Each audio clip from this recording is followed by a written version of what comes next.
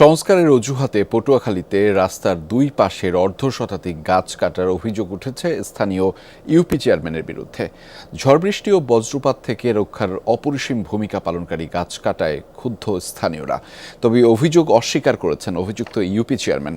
ঘটনাটি তদন্ত করে ব্যবস্থা নেওয়ার আশ্বাস ইউএনওর। ডিজাইন, এলিগেন্স, বিউটি, সেরা পণ্য সবার জন্য জেভিকো।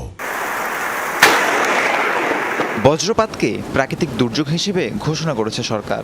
প্রাণহানি ঠেকাতে নেওয়া হচ্ছে নানা পদক্ষেপ। পটুয়াখালীর কলাপাড়ার মৌলভী তবক গ্রামের মানুষ বজ্রঘাত থেকে রক্ষা পেতে সড়কের দুই পাশে রোপণ করেছিল তাল গাছ। সড়ক সংস্কারের নামে সম্প্রতি সেই গাছগুলো কাটার নির্দেশ দেন চাকমায়া ইউনিয়ন পরিষদের চেয়ারম্যান। এরই মধ্যে গ্রামীণ সড়কের 2 কিলোমিটার অংশের অর্ধশতাধিক তাল ও খেজুর গাছ কেটে ফেলা হয়েছে। তাল গাছগুলো সরকারিভাবে নিষেধ থাকা সত্ত্বেও এখানে চেয়ারম্যানের নির্দেশে এগুলো কাটা হয়েছে। এই তাল গাছগুলো বজ্রপাত থেকে রক্ষা করে।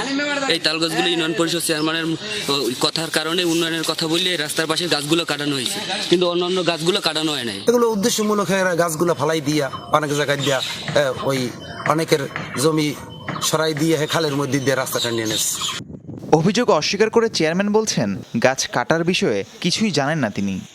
গাছ তো এখানে কি কাটছে না কাটছে এই বিষয়ে আমার অত ধারণা নেই, কিন্তু গাছ এখানে কাটার সম্পর্কে আমার কোনো সম্পর্ক, গাছ আমি কাটিও নাই আর গাছে ধারও আমি যাইনি। বিষয়টি খতিয়ে দেখার আশ্বাস উপজেলা নির্বাহী কর্মকর্তার।